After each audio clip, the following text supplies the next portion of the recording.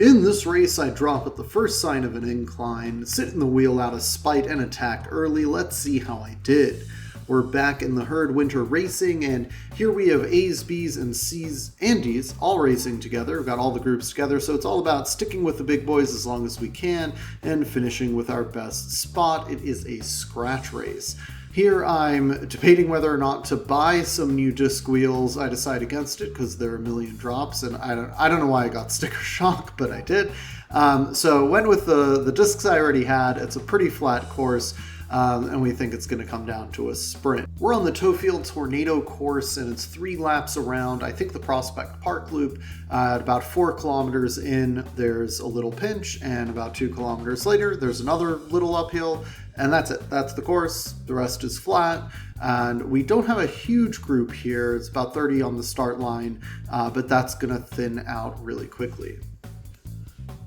We're jumping ahead a little bit here to the second power-up we get, and I have a draft van power-up, and I'm debating whether or not to use it. I have a shot at either getting an arrow power-up or a feather power-up or another draft power-up, and of course, I use it, I don't really need to use it, and I get the arrow power-up that's going to be pretty useless here, so that's a mistake. I really just should have held the draft, and it would have really helped on this climb. Now, this climb surprised me. It really shouldn't have, but we only go up to about 5%, and people are just gunning it. I was not ready for the sprints people put in there, and I'm pretty cooked coming out of that little climb.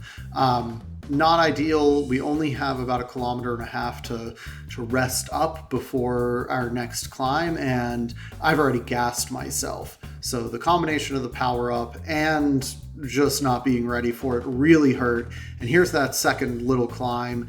Really doesn't go very steep at all, but I'm just getting tailed off the back so quickly, and that is it. Race done with that front group at least.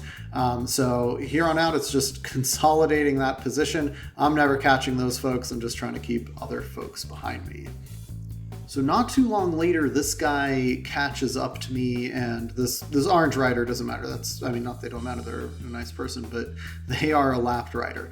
But this guy in the gray catches up to me, and he's just holding 4 watts per kilo like it's nothing. So I have no idea how he got dropped off that front group because he has caught up to me. I try and stay on his wheel as long as I can, but I just can't hold that for that long. He's really not deviating below 3.5 and pushes it a few times, and I just can't hold it. So eventually this guy rides away, and I'm caught a little bit later by another guy seemingly doing the same thing. He caught me doing about 4 watts or 3.5 watts per kilo, but slows down when he gets to me, and slows down enough that I'm able to stick on the wheel, and maybe we can start riding together.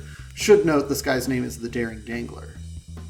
So Mr. Dangler and I are riding together. I'm pulling a real pull on the front here. The group behind us is probably only about 25-30 seconds back, and I want to keep them behind us. I'm not pushing too hard, but I am pushing. And you see those guys go ahead of us, and Dangler goes with them. Now, those are the 2 first and second in the whole race. They are a lap ahead of us. They're only with us, you saw, for maybe 300 meters, but Dangler makes the jump to stick with them to attack me just for that little bit. So at this point, I'm spiteful, I'm annoyed, and I'm going to sit on for the whole last lap. Luckily, that doesn't come back to bite me, and we're going to head into the final sprint with the Dangler. It's just me and him. This third rider is a lapped rider.